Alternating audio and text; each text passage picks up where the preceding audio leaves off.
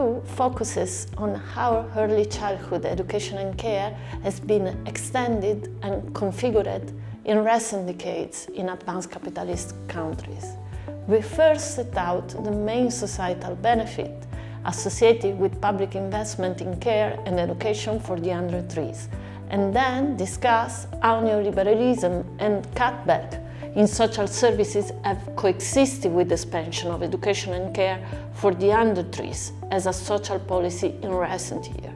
We review the beneficial societal effect of these services for children and their mothers, something that has been demonstrated by empirical evidence, the advantage they offer in terms of gender equality and more equitable society have formed the basis for them being progressively integrated into the political discourse of transnational institutions such as the OECD and the European Union. Thus, early childhood education and care is legitimized as a reasonable investment strategy for advanced capitalist countries in their evolution into knowledge-based economies.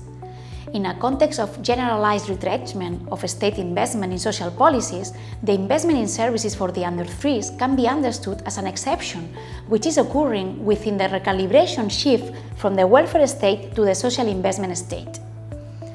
Despite its importance, the expansion of early childhood education and care still suffers from different challenges that may affect universalization. On the one hand, the necessary resources are still not being invested in these services, as not all welfare states have reached a sufficient political consensus to prioritize this policy. In part, this occurs because the investment required is high, especially in a context in which limited funding is assigned to social policies. But it is also due to a more subtle reluctance to invest in future generations. Secondly, the local nature of this policy determines a complex governance involving different public bodies at various territorial levels, as well as a multiplicity of actors, from for-profit private companies to citizen-led initiatives.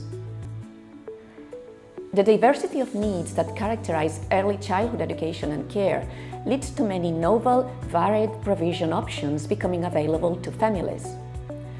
Not all these options are oriented to a school-based model of education and care for the under threes, something that is particularly relevant among social innovation initiatives, both citizen and institution-led, which are playing an emergent and growing role in this field.